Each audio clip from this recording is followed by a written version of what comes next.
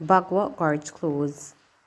Police and fire personnel have blocked the gate leading to the Bagwalk Gorge in St. Catherine due to rising water and falling trees.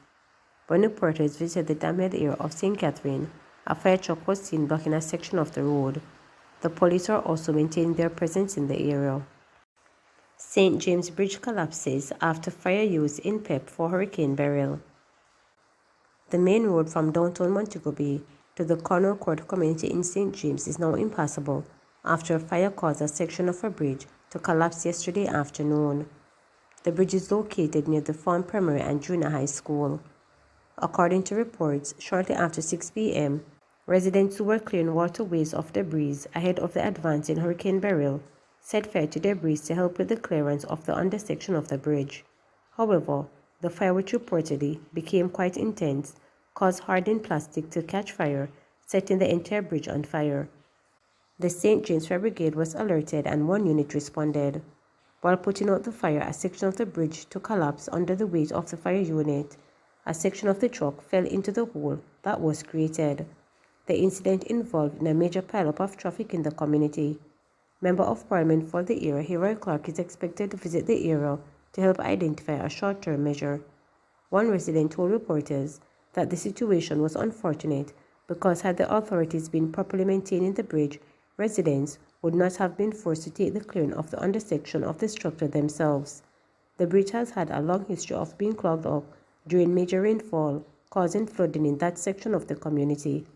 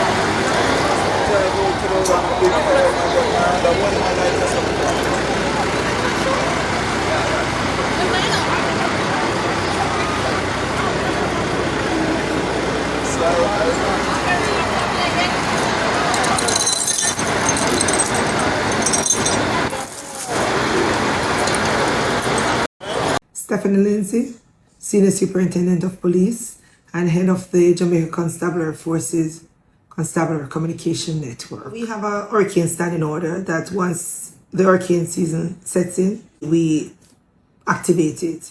So this time around, we started putting things in place to ensure that we are where we are now.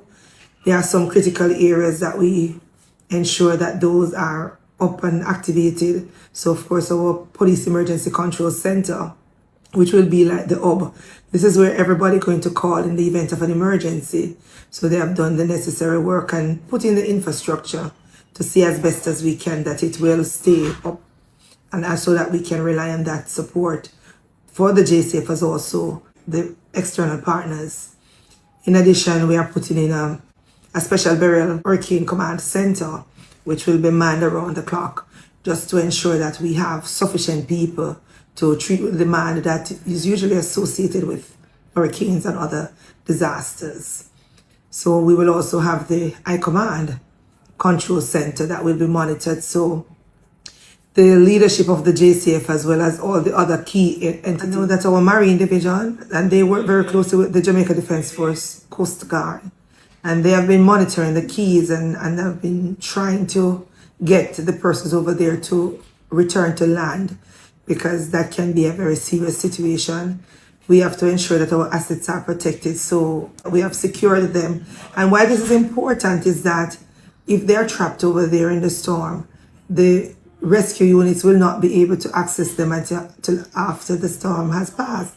So we want to avoid that kind of situation. So persons should just heed the warning and just come to land. We know another area that we always have some concern, which is Port Royal.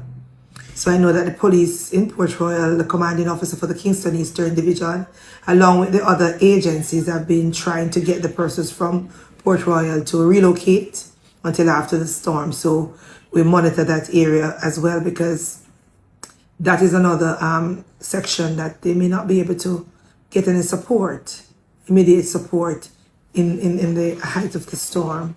So there are some other vulnerable groups, so the elderly, and especially those that need critical health care. We are encouraging them to relocate to a shelter, because very often, especially when they live alone and they become fearful, they can't get the support because our police officers can't move around in the storm. At some point, we have to stay put, and because we can't afford to put the members of the JCF at risk trying to rescue persons. So to ensure that they are okay, we strongly recommend that they move them to a shelter, preferably for those who have some kind of critical health condition. If they can move them to a shelter that is close to one of the public hospitals, that would be useful in terms of access. They can always, the local Ministry of Local Government and the KCMC, they have been sending out advisories about where the different shelters are. I know we have been sharing them on our JCF website and also on our social media pages as well. So persons can always go to Jamaica Constabulary Force, and we're on Facebook, Instagram, Twitter, and just to see the information that we are repurposing in support to our partners. So we're encouraging members of the business community to take the necessary precaution in securing their establishments. It's not unusual that we see a lot of looting and criminals trying to break into businesses during the storm or even immediately after.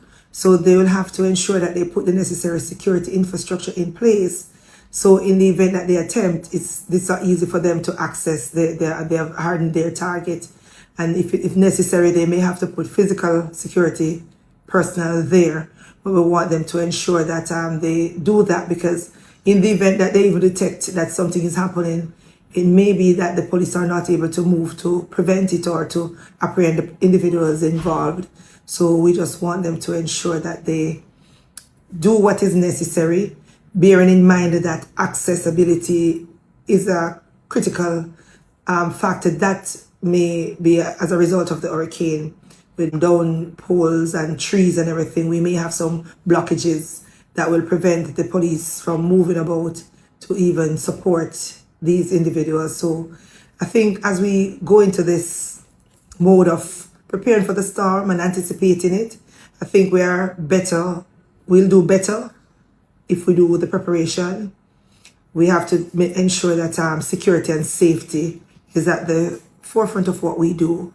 So the Jamaica Constabulary Force, we're here, we are ready, we're prepared, and we just want the rest of Jamaica to just stay safe, and maybe to just use the term to say, if the storm comes, we ride out the storm safely, we treat with the other issues afterwards.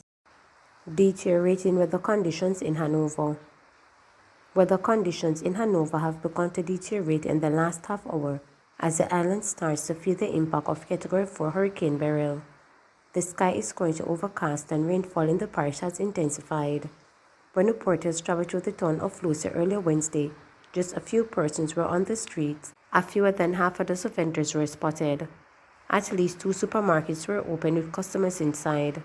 Men were seen cleaning drains in the town on the eve of the storm and continued their efforts Wednesday morning.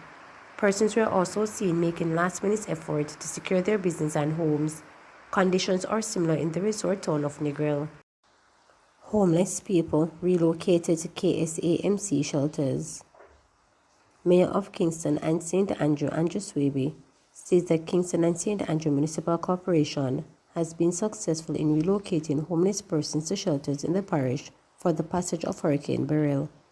Swaby was touring several communities in final efforts to get Jamaicans in disaster-prone areas to safety, noting the different shelters being used, including a temporary location on Church Street just above KSAMC, the Desmond Mackenzie Traditional Center, and the Denham Town Golden Age Home.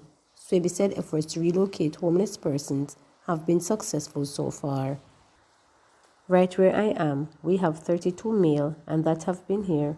They have gotten a chance to have a bath and we have given them some clothing and they are waiting some food now, Swaby stated.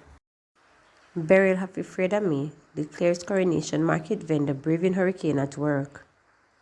Vendors in Coronation Market in downtown Kingston are putting their faith in the structure to protect them from the life-threatening winds and storm surges expected from Hurricane Beryl. One of the safest things Coronation Market, said Martia Curtis, a vendor from Clarendon. Curtis said she intended to go home last night but got stuck in the market. So far, sales has been spared as she only made about $3,000 selling cantaloupe and okra. Nadine Sargent, who is from St. Anne, has not made any sales from morning. She is blaming the island-wide curfew that Prime Minister Andrew Holness has put in place. Holness declared the entire land a disaster area for the next 7 days in a broadcast on Tuesday night. A 12-hour curfew took effect at 6 a.m. But according to Nadine, this is the first time she is experiencing a total shutdown in a hurricane, noting that she has weathered many storms in the market. Beryl have afraid of me, she said. I have my goods, so may stay with my goods and watch it. Cynthia Allen lives close to the market and came out this morning to set her wares in order to buy food to sustain her throughout the hurricane. Me sell 1 case of tissue, and me buy potato, banana yam, and me go home go cook curry chicken with some soursop juice when me did mix up. So me have to come out and touch the road. If me not touch the road, she said. Another vendor, Alisa Deacon, said she intends to leave the market to her corporate area home soon. But for now, she takes comfort in the fact that she is one of many vendors who decided to come out today. And like a me alone, maybe, if I did me alone, I would have feel afraid, she stated. Please remember to subscribe, like, share, and click the notification bell for daily updates.